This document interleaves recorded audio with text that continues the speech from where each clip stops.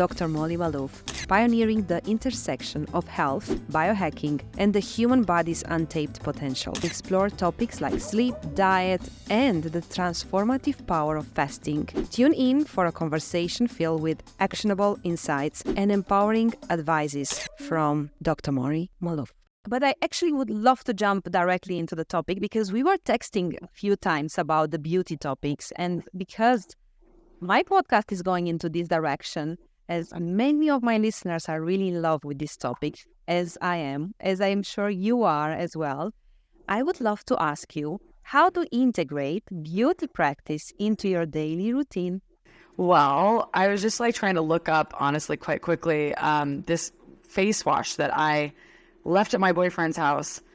And it's this rice enzyme powder that is like a knockoff. It's not a knockoff, but it's it's basically, there's a company called Tatcha, and they made they make a rice polish face wash, but it's $68.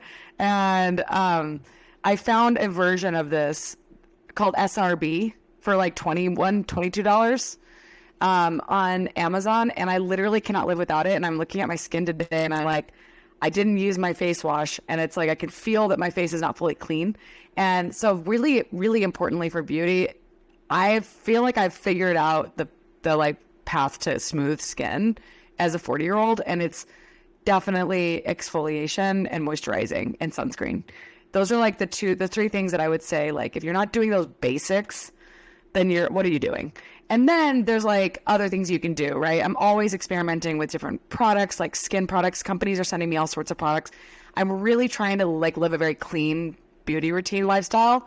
And so I'm actively looking up products that I am consuming on the Environmental Working Group website. I threw away a neck cream that I bought on Amazon because it just did not look clean enough for me. And I'm really looking at fertility right now as a 40-year-old, and I don't want to be in a position where I have problems with fertility because of too many products. So I've been really cleaning up my routine. What you put on your skin is what you put on your body. So anything you put on your skin, hair, nails, body is going into your body. Your body has pores. You're absorbing everything. So when I realized that, I was like, shoot, I really got to clean up this beauty product regimen. So I actually use less products now than ever before. I still have a bathroom filled with products. So one of my clients is a young woman who's trying to get pregnant, and I look at behind her, and she's got bins and bins and bins and bins of products. And I said, look, we have to clean this up, right? So I started making my own body butter, and I literally combined cocoa butter. I have a cocoa butter, coconut oil, and castor oil blend, and then you could add essential oils. You just heat these up slowly, and then you blend them together and put them in the freezer. And it is that combined with, I have a microdermabrasion paddle I got off Amazon. You just rub that around your body, and you put the lotion. I put the lotion on my body afterwards. And literally, my boyfriend and my ex-boyfriend, who, they both of them would comment. The last two guys I dated would comment why and how is your skin so smooth? It's not even normal. It's just not normal how your skin is this smooth. And I'm also living in one of the driest climates right now. There's less than 20% humidity in my cabin. So you have to drink a lot of water and stay hydrated. But I was reading about Elizabeth Hurley. I was why does this woman look so good? She looks incredible, and she's in her 50s, and she looks amazing. And she's I moisturize 5 times a day. So I'm a big believer in moisturizing inside and out, exfoliating and moisturizing face and body, sunscreen, but I don't use sunscreen on my body. I use it on my face. I use a little bit on my body if it's super high heat and I'm going to be outdoors all day long. But generally speaking, I do try to eat my sunscreen by taking high dose omegas. So if your omega-3, omega-6 balance is off, you do need to rebalance that. So I take a lot of omegas, and I make sure my skin is not filled with omega-6s through my diet, because when I used to eat when I was eating higher omega-6s, I would burn more. And when I got my omega-6-3 ratio really low, I would stop burning in the sun. Now, you still want to avoid getting sun damage and being straight up in the sun, but you do need sunlight to be healthy. And so I think we are undervaluing the importance of sunlight, and we're overvaluing these chemical sunscreens that are pretty toxic. I think that the sun doesn't have a good PR agent. Honestly, I think that all these other guys that they are at the end promoting, I mean, obviously I don't want to get too controversial regarding this topic, but I think it's a middle way of doing things, right? Not Yeah. just stay away from the sun. The sun is unhealthy. Yeah. Once you mentioned the term skin autofluorescence, Yeah. can you tell us more about that? Because I really believe so much into the connection. Yes. Okay. So I am a big, what's called a mitochondriac. I am obsessed with mitochondria. I am obsessed with energy. I don't see the body through like the material realm as much as I see it through the energetic realm. And so bioenergetics are literally the concept of how does your body create energy from substrates in your environment, air, water, food. How do you make energy? But what we forget is that we can also get energy from light directly. So we can literally create energy in our body. Basically, the secret to longevity and health is energy capacity and harvesting electrons, right? What does that mean? Well, electrons are literally light. So we need to capture light in our body to create energy. And that we have literally this thing called the electron transport chain. And it literally moves electrons down this chain so that we get this hydrogen turbine that's powered to create electrochemical gradient so that there's a charge differential, which creates polarity. That is fundamentally metabolism. So for everyone who heard like this crazy sound, like they're like, what does that even mean? Basically, you want to capture energy and light from your environment to thrive and to live. Just like in a video game, when you have a bunch of lives at the top of your video game, you have a certain amount of energy in your body that's going to power your life. And the more energy you can capture and hold and optimize for, the better health you're going to have, because you have more capacity to withstand stress and to bounce back when you get hit with a major stressor, which is usually what breaks people down. And the insufficient energy capacity problem is it's an energy crisis, and it's happening across the country in America. There's 92% of our country is metabolically unhealthy, which means they do not have optimal energy availability, which means that they are very much sitting ducks for chronic disease. And all the major chronic diseases in our country, heart disease, cancer, diabetes, dementia, and mental illnesses, are highly, highly, highly, highly correlated to metabolic dysfunction and also relational stress. So this is why the two things that I really emphasize in my life, in my practice, and my brand are optimize your metabolism, optimize your connection, because we need to plug in to communities, to people, to environments, to your purpose. You need to be plugged in so that energy can flow. And I was just reading, this kind of a sidebar, but I was just reading about, I'm really sad to see like a lot of women I know start getting cancer recently. And it's really bad. There's an epidemic of cancer. So Obviously, we live in a very poisonous, toxic environment. We do not detox enough. We're covering our bodies with poison, toxic chemicals. We're consuming toxic chemicals in our food, in our air, in our water. And we are breaking the metabolisms through, honestly, eating diets filled with packaged processed foods, refined carbohydrates, and too much sugar, and not enough exercise. So it's like it's an energy problem, and it's also there was this article, Gabor Mate's book. He wrote a book that I just found out about called "When the Body Says No," and basically one of the things that it says in the book is research has suggested for decades that women are more prone to develop breast cancer if their childhoods were characterized by emotional disconnection from their parents or other disturbances in their upbringing, if they tend to repress emotions, particularly anger, if they lack nurturing social relationships in adulthood, if they are altruistic, compulsively caregiving types. So I'm going to say right now that Kate Middleton, that sounds like her to a T. And it sounds like this other woman I know. It sounds like this other woman I know. And it's like we have been sacrificing ourselves and not living our truths and not speaking our truths and not expressing ourselves. And you got to feel one thing I'm really good at is my emotions come through, and sometimes they're loud. And I'm just grateful that even though I grew up in a family that had a fair amount of emotional turmoil, at least we felt our feelings. At least we expressed them. Even if they were blowing up, they definitely came out eventually. So I don't think that's the healthiest way to process emotions. I'm learning a lot about self-soothing, but truth be told, I've seen a lot of women's appearance transform by doing personal development, by getting in tune with your emotions and your feelings. I've been to meditation retreats where I saw women's entire faces change from just processing emotions properly. So like, do not underestimate the power of getting rid of the toxic emotions in your life by fully going into the pain and the darkness in your existence. And it's really a powerful way to heal and to basically, if you think about what I was telling you earlier about energy availability, things that drain your energy need to be looked at. And one of the biggest things that's going to drain your energy and prevent that energy capacity from being full bloom and giving you that autofluorescence, which is the ability for your skin cells and your body to produce light. That light production is going to change if you have blocks to energy flow. So resistance to flow of energy can be from literally just the wrong emotions, negative emotions. Because I know so many women that they complain about the energy, and we are diving a little bit later because I know that in your book you are mentioning and you dedicate the big part of it related to that, and congratulations. They send me the book and no way. Yes, cool. Great, congrats about it. Before we are diving into it, what do we really have to do? Like simple steps Simple steps. Yes, like simple steps what we can do, because I hear so many, including myself. Yeah. As soon as I wake up, I have a lack of energy. Mm-hmm. If you wake up in the morning and you don't have energy, let's start at the basics. How are you sleeping?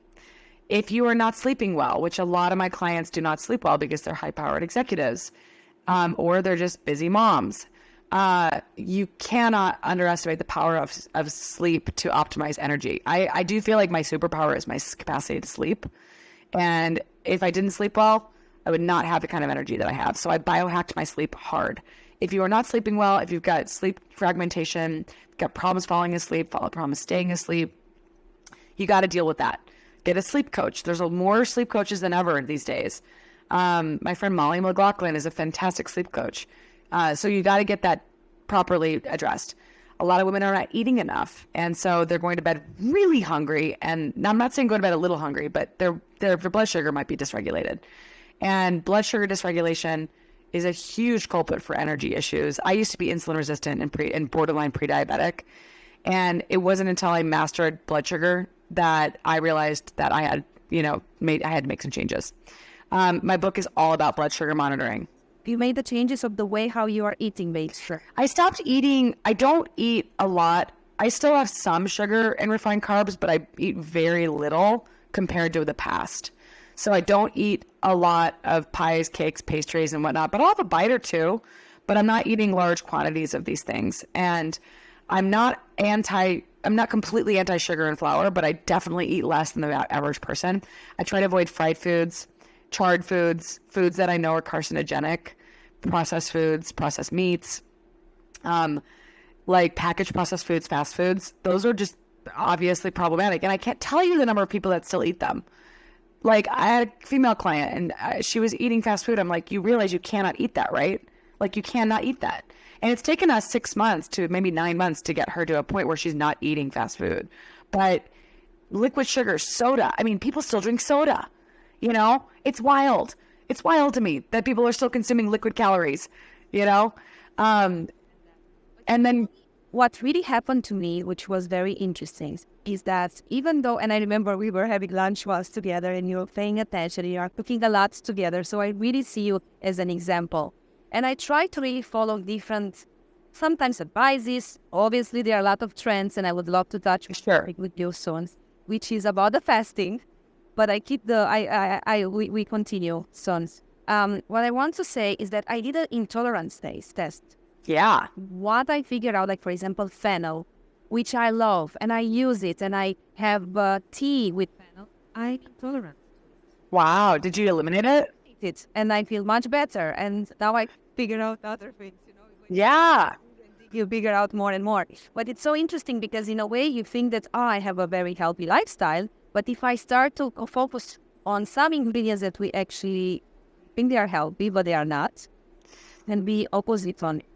I mean, one of the most important things that you can learn is interoception, which is the ability to feel what's going on inside your body.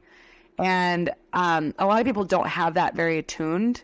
I'm very fortunate. I've had years of attunement of my body to like what feels good, what doesn't feel good. And, you know, like alcohol, I feel garbage when I drink alcohol. There's a lot of women out there that are listening to this that drink. And frankly, alcohol is a carcinogen. It's draining your energy. It's taxing your detox systems. It's setting you up for cancer. I really can't tell people, like I had a drink last weekend and I felt so gross. So gross. And, you know, like I just don't think it's worth it for most people. And so even to the way how they produce wine. Now I'm living in the wine area. I'm living in Firenze. Ugh. All that I'm thinking about, especially the grapes that they are not organic. Imagine, nobody's taking and wash them and clean them from all the sprays. And you are actually drinking all this. Concentrated. Yeah. Yeah. So you're getting all these pesticides, right? You're getting all these insecticides. Those are damaging to your mitochondria. They are literally designed to kill the energy production capacity of these insects. So our gut is getting destroyed by these products. And if you destroy your gut, you're going to destroy your skin. If I see, like, for example, I had a pimple this week and I know it was related to the crap that I ate last weekend in this small town in Wyoming. And I know that I don't break out unless my diet changes. But I had sugar, I had milk, I had alcohol, I had a few fries. These are things I never consume. And my skin is normally vibrant and gorgeous. And I was with this guy in this small town and there wasn't a lot of health food available. And I just said, let's see what happens if I just break all my rules. And honestly, I felt like garbage. And I actually have to have a conversation with him and be like, look, just so you know, I don't eat sugar. I do eat a little sugar, but I don't drink, and I don't want to be around. I don't want to eat fried food, and I don't want to eat bar food ever again. So like, I don't want to be snobby, but the truth is that like most of America is eating like what I just described. And I just had it for one meal, one weekend, one day, and I broke out. Okay. So like, I don't break out unless I eat things that mess up my gut. And that weekend, I literally got a nice little zit right here. That never happens. And it's just like, it's such a clear, my body is so, I love my body because my body will just talk to me and be like, hey, you want to have good skin? Don't eat that garbage. You know, like just don't do it. And it's not that hard to be healthy. You just have to be different than everyone else. It's a lot easier in Europe, but in America, like if you look at my fridge right now, my fridge is filled with fruits and vegetables. My fridge is filled with wild caught elk. And, you know, it's like my fridge has like basically whole food ingredients in it. I live in one of the most pristine environments in the country, but this is not where most people live. So it does take a lot of effort to think about, how do I source my food? How do I become a hunter and gatherer in a city? I teach my clients that are C-suite executives at companies that are big tech companies, how to source food properly, how to get the right quality ingredients. And you can do it. It just takes a lot more effort. And I spend a lot of money on food compared to the average person because I look at it as an insurance policy. Oh, this is so important. Tell us, what is your opinion about fasting? So it's all dependent on the woman's stress levels and her age and where she's at in her fertility journey. So somebody who's highly stressed out, highly burned out, I would not recommend a lot of fasting to anyone like that. Somebody who's trying to get pregnant, I wouldn't recommend a lot of fasting unless you have polycystic ovarian disorder and you're insulin resistant and you need to fix your insulin resistance. Fasting might help you. But if you're normal weight, normal metabolic health, you don't probably need to be fasting if you're trying to get pregnant. I look at like a woman's body, is she overripe or is she underripe? And she might be overripe a little bit with PCOS. So you got to be careful with the carbs with PCOS, but you don't eliminate them completely. You just eliminate the ones that are most likely to cause blood sugar spikes. And so fasting, if you're menopausal, you're going to notice that as your estrogen levels decline, and let's say you maybe haven't started a replacement, you're going to become more insulin resistant. And so that is just the nature of estrogen. Estrogen is very insulin sensitizing. And so you got to make sure your estrogen and progesterone levels are balanced so that you can have proper metabolic health. I'm a big believer in hormone replacement, but again, some women can't do that because they have BRCA genes, they have ovarian or breast cancer risk. In those women, you have to be extra careful with your metabolic health, because if you are not going to be on estrogen, you might want to, you're going to have to figure out through diet how to maintain healthy blood sugar levels. I did a lot of fasting when I was insulin resistant and borderline pre-diabetic, and it did resolve my fasting glucose. It lowered my fasting glucose. Basically what fasting does is it eats up all of your glycogen in your peripheral stores and then in your liver, and then you start tapping into ketosis and you start burning fat for fuel. And becoming metabolically flexible is really important for people with metabolic dysfunction, and that's the majority of Americans. So for those people with metabolic dysfunction, fasting is a fantastic tool to regain metabolic health, but you cannot do it if you're overly stressed, because you're going to end up feeling awful. And so it's great if you're like low stress, you have space and time for it. I mean, I don't do a lot of movement during fasting. Like if I'm like doing a 24-hour fast, I'm not going to go and do like a hardcore exercise day. I save that for days when I'm eating. But I do like that. I mean, like I've been doing a little bit more intermittent fasting because like last month I lost a bunch of weight. This month I gained some weight, a lot of stress the last 2 months. And my body started to stabilize, and so I started to reintroduce some intermittent fasting. But my body feels like it can handle it right now. I don't push it if I'm highly stressed out. I give my body what it needs. I listen to it. I'm very curious about another topic, periods, because I hear so many of my friends silently, actually, not so many people are talking about. They don't have their period, and we don't talk about the menopause. We're talking they're not dealing with perimenopause, and they're not. So what you need to do is you got to track your cycle with hormones. There's a thing called a cycle map. You can get it through ZRT Labs or Genova Diagnostics, but you need to figure out what's going on with your hormones. And you might be having anovulatory cycles, which is why you're not having, there's no ovulation, so there's no corpus luteum to produce the basically to build up the layer of your endometrial lining so that you can shed it.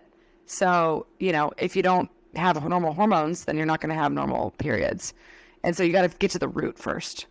And that might be perimenopause. That can be a very natural process. But does that mean you have to live with that process? No, maybe what you need to do is actually supplement with some progesterone with the doctor's guidance, That's true. The spark factor. Why did you decide to write the book, Molly? Tell us. I wanted to give back to as many people as possible. I'd been so gifted to be able to teach some of the most elite students of the world at Stanford, and also to work with some of the most high-profile people in Silicon Valley. And I felt like I was helping the super wealthy and super talented, and I wasn't really helping the masses. And I felt like I had gotten a ridiculously great education, and yet I had also made a lot of mistakes in my own biohacking and learned the hard way. And I was like, man, maybe I can help some women not do what I did wrong and actually not make the same mistakes that I made. And also for those people out there that have metabolic dysfunction, because I had messed up my metabolic health, I was like, I really want to help some people not have to have metabolic dysfunction. I want to help the pre-diabetics out there that look healthy, but they're not. And the ones that definitely look unhealthy and definitely know that they have problems, I want to give them a guidebook. But women need to biohack differently, and we need to be careful about biohacking with our cycles and with the periods of time in our lives. Like, where are we at in our lives? And I just felt like there wasn't really a book that spoke to women on biohacking in a big way. And now there's a ton of books coming out. I'm reading Aggie's book on biohacking, and it's awesome. What are some takeaways? Like, if we have to I don't know, to think about 2 takeaways from your book, what will be? Because there are so many interesting topics. So the book is largely centered around this concept of, movement, metabolism, mastering stress, and maintaining connection, these 4 M's. And so I'm a big believer in movement, right? Like, I'm about to go skiing this afternoon, and yesterday I didn't get a lot of movement in, and I definitely wish I had, because I don't feel good when I don't get movement in. So move to feel good. Don't move to look good, but you'll look good if you feel good. And so I really wanted to teach people about that, right? Like basic steps to getting better movement into your life. And then metabolism. We are living in an epidemic of metabolic dysfunction, and there's a lot of ways to fix it. And it's not a one size fits all, but there's a certain rules that you should learn to avoid getting prediabetes and diabetes. And I just put in the things that I had learned and the ways that you can hack your blood sugar using blood sugar monitors. And that's something I pioneered for like the last decade. So if you haven't put a blood sugar monitor on yet, you're flying blind, and you're making food decisions without any guidance. And then so a lot of the books about metabolism and metabolic health and metabolic flexibility. And then mastering stress, like I could have really wrote a lot more about stress, but I wanted to help people conceptualize their sources of stress so they can recognize that you might have stress that you don't even know about, and you can do things about it. But you have to look at your sources of stress first and foremost. And some of that may be early childhood stress or trauma that's literally draining your energy because you're just chronically tense all the time. And then the maintaining connection piece. This is the piece that I'm most proud of. And that's the piece around, we don't value the importance of optimizing human relationships for longevity, but it's the greatest factor in our happiness and our longevity is the close personal relationships we have if they're healthy. Loneliness is worse for your health than smoking, drinking, sedentary behavior, and obesity. So even though I talk a lot about metabolic health and metabolism and movement, the biggest sources of stress that you have in your life are your relationships, work relationships, home relationships, roommate relationships. And the biggest thing that you can do to optimize your health is actually building your community. And for women out there, we are oxytocin dominant. We are really designed to be community builders and to be connectors. And we need to embrace that part of ourselves and really recognize that we are so good at keeping people connected, but we need to connect ourselves to others. And a lot of women become moms, they become isolated, they become alone, and they become disconnected. And connection is fundamental to longevity. Connection to yourself, connection to your partner, connection to your purpose. And so I'm really trying to teach people that loneliness does not have to be your life. So many people only have one friend. I have become what I would call an expert in community building. And I'm extraordinarily fearless about making friends. I just literally talk to strangers everywhere I go. And I'm not afraid of people. And that helps a lot. But there's a lot of reasons for people to be afraid of people. There's a lot of dangerous people out there today in America. And it's scary to go out. And there's mass shootings constantly. It's not a healthy time to be out in the world in crowds. But you can create your community with your friends, and starting with one or two friends, and then that'll blossom into 10 if you ask them to introduce you to their friends. And community building is just so important for happiness. I think the last thing I want to add, though, is, our sexuality as women has been systematically both objectified and suppressed, which is really interesting, right?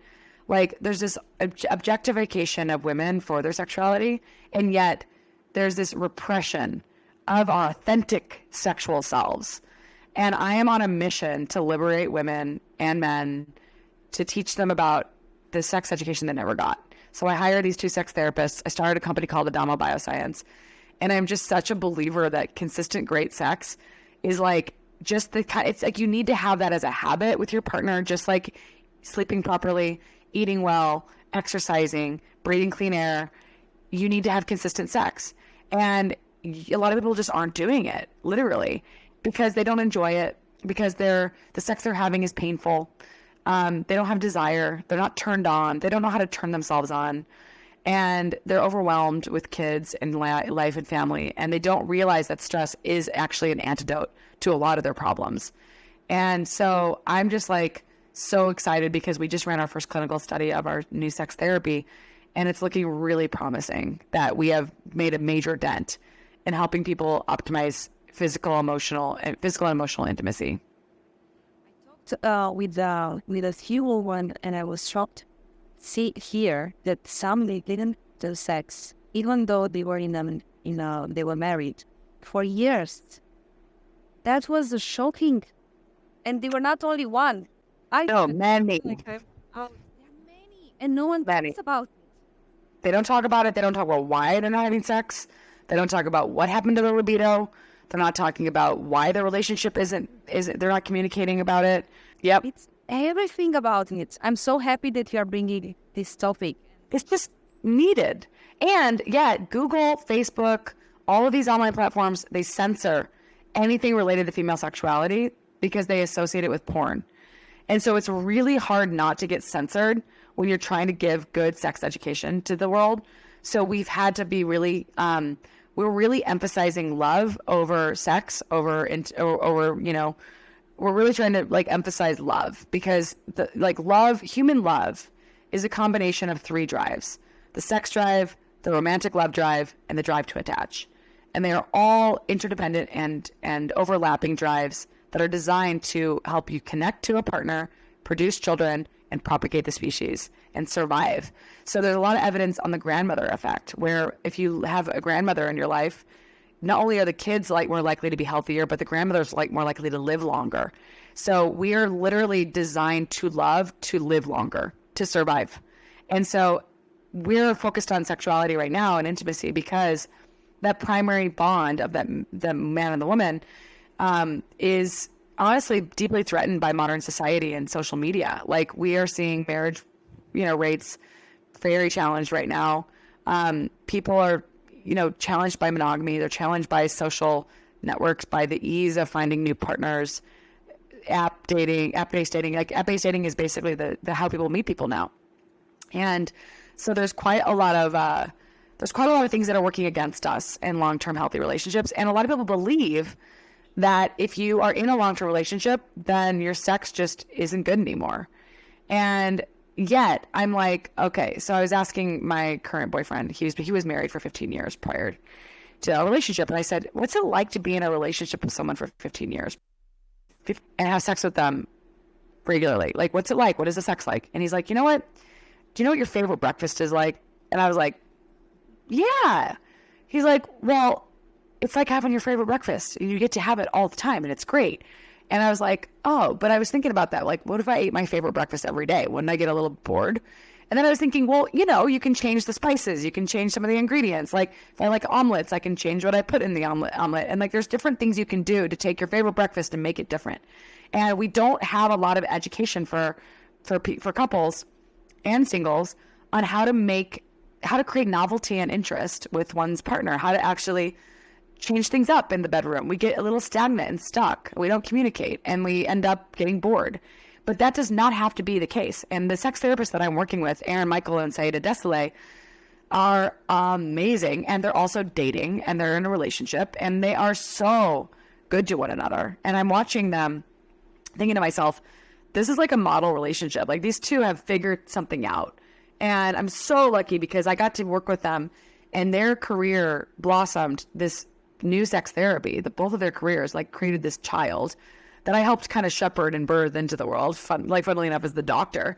And I'm just deeply grateful to these people because it was like having a baby. And now we've taken it through this process of running a clinical trial. And I really think that we're going to have some really exciting results to report soon. But yeah, the company's called Adamo Bioscience, and I can just speak from personal experience that when you have regularly great sex, you glow, you just glow, and it's a natural glow. Outside, you glow, you are completely, you see it on the skin. I feel you see it on your smile. You really see it. Yeah. But what can, for example, let's imagine that now in this moment we have women that they are listening and they have these troubles and maybe they were not even talking with anyone else. Yeah. Well, first and foremost, you got to rule out the biological causes of sexual dysfunction.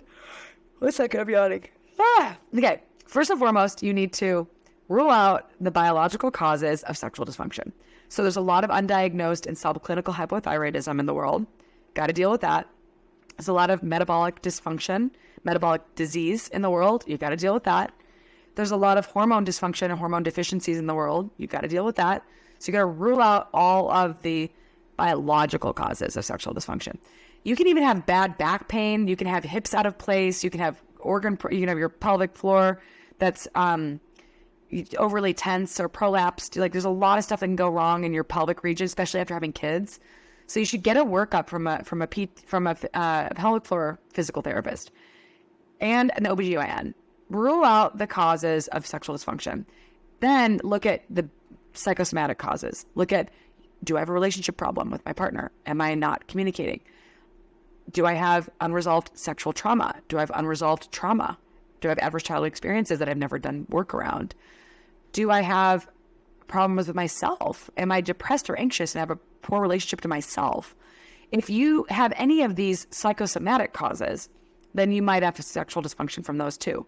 So I'm a big believer in taking an approach of looking at both your biology and your psychology and even your spirituality. So I look at optimizing the metabolic health and the energy capacity of everyone, because if you have more energy, you're just going to have more available to commit to, your partner. But then you got to work on your relationship to you, your body image, your relationship to your sexuality, the culture you grew up in, the religious influences. I mean, it took me years to get over the Christian shame that I carry, that I still kind of have a little bit of remnants of. I'm still dealing with the feelings of like, am I a bad person for loving to have sex? It's a really hard thing for women to embrace their sexuality without shame. But lifting shame is a huge, huge step in the direction of having more energy available to embrace your sexuality. And I think we're entering a renaissance right now for women, where there's a waking up to our capacity to be able to live our truth through our bodies in a way that's not confined to societal standards. So I think we're on the cusp of like a sexual revolution, where the orgasm gap is becoming widespreadly. People are realizing there's a big gap between men and women's orgasms. Women are starting to embrace their sexuality through sex toys, through, sex education. Women are embracing their fertility through all sorts of fertility interventions. So it's just a natural progression to women becoming empowered through their health. And I think we are entering a revolution for women. I'm really excited to be a part of leading it. And, it's part of my mission in the next decade to help lead women to recognize their power, both in their purchasing power through their health, but also through embracing their metabolic health and their sexual health. Thank you, Molly. And I think it's great, even following your Instagram, that you are so honest and you are sharing all these topics. So I really want to thank you for helping and supporting us for what's next, and especially in this topic. Moving on, I have a rapid questions for you. Sure. Funny ones. Still or sparkling water, and why? Mostly still. Sparkling water as a treat, just like soda. Sparkling water is carbonic acid, and carbonic acid is going to wear down your teeth. And I think I got a cavity last year because I was drinking too much sparkling water. My dentist told me to stop. So I still drink sparkling water, but I drink it quickly. So drink it fast. Don't sit on a can for an hour. Drink it in 10 minutes, and then swish out your mouth, because that carbonic acid is going to wear down your teeth. I'm drinking glacial water out of a mountainside, and my teeth are whiter than they've ever been because of minerals. So you want to drink mineralized water if you can. You talk about breakfast, but we talk about your breakfast. What is your favorite breakfast? Well, right now, today I woke up a little late because I was up late last night, which is not normal for me on a weeknight. But I made a matcha latte, and I put Tahini Goddess Inulin in it, which is a prebiotic. I put Equip brand colostrum in it. I put Equip collagen in it. I put a few drops I really love matcha with lavender. It makes it taste like Fruit Loops. It's really good. So I put some monk fruit sweetener from Lakanto. I put a few drops of lavender extract in my matcha. I used almond milk, and I blended it in a blender. I always add a pinch of salt to everything that's sweet. And I blended it in a blender. I put it on ice. And that's one of my favorite morning tonics. And then I also had what's called a black sesame laddu. And I learned how to make these. I have not perfected this yet. And it's basically like an Indian product. It's like an Indian black sesame and jaggery. I wouldn't call it a candy. It's like a bliss ball. And I need to look at what happens when I eat this. I need to look at my blood sugar, because I don't know if it's spiking my blood sugar or not. But I got into eating these when I was at Sadhguru's meditation retreat in Tennessee. And I learned to make them myself. And so they're like cashews, black sesame seeds, which someone on my Instagram told me were estrogenic. And I love black sesame seeds. I crave them. I don't know why, but my estrogen levels are healthy. So maybe they're helping me. But I love black sesame. So I just eat, they're like a little ball, like this big. And I think it's mostly nuts and seeds and a little bit of jaggery. What is your favorite book besides The Spark Factor? I mean, I was literally telling someone yesterday that my favorite book was Anna Karenina by, Tolstoy. It's a classic Russian novel about a complicated woman and her complicated relationships. And I really feel like I can relate. And so I just feel like part of the reason why I started Adamo is because I am challenged in my relationships, and I have had to learn a lot. And sexuality is really easy for me, but intimacy is hard. And I think I love Russian novels because I think they really capture the human condition, and they're just works of art, like from the beginning to the end. So I got really into Russian novels as a child, and The Master and the Margarita is another second favorite. I just really love the way that Russian authors write. And I think that they write in the midst of their chaos and their pain, and they're able to reflect big societal issues without being direct about them. They're very indirect about how they talk about these challenges and these problems. And I'm fascinated by, these books have stood the test of time. I mean, they're just they're works of art, they're masterpieces. So I definitely loved Cancer Roared as a kid. And it would definitely be Anna Karenina. That's probably my favorite book. My last question, Molly, for the ones that they are trying now to dare to dream again, what would be your advice to them? Get a big, gigantic notebook this big. Get a bunch of markers. Go to Esalen Institute in Big Sur or your favorite spa or retreat, wherever you feel the most calm and at ease and alive and vibrant. And sit with those markers and sit with that piece of paper and dream on paper. Write out your biggest, wildest dreams. If money was no option, what would your life look like? And then write out, who do I need to become for this to manifest? And then start within. Because everything that happens inside is manifest outside. So your inner world is reflected in your outer world. So focus on the inner growth, and then the outer world will manifest and will reflect. And don't limit yourself by your belief systems. You are literally the creator of your reality. You create your reality fundamentally. So if you are programming your reality, I literally feel like I'm Dolores in Westworld. I don't know if anyone's seen that show, but it's like a show about AI and these people, these characters in this story. And I really feel like I'm an active character in the sort of manifestation of every scene of my life. And I literally watch thoughts become things every day. And I literally live an incredibly magical existence where whatever I put on paper will eventually come true because I believe it to be so. And so I work very, very hard on my mental fitness and on my internal vibrational state. And I don't let challenges weigh me down. I don't get pushed into a corner, but I certainly don't let people affect my well-being. And, I really look at it as an inside job. Thank you so much, Molly, like always. Thank you for tuning in for another episode of the Dream Again podcast. I hope you enjoyed this episode and found it as enlightening as I did. Your feedback is invaluable and it will mean the world to me. So please share who you would like to learn more from to continue to dreaming, being inspired, and leading a healthier, happier life.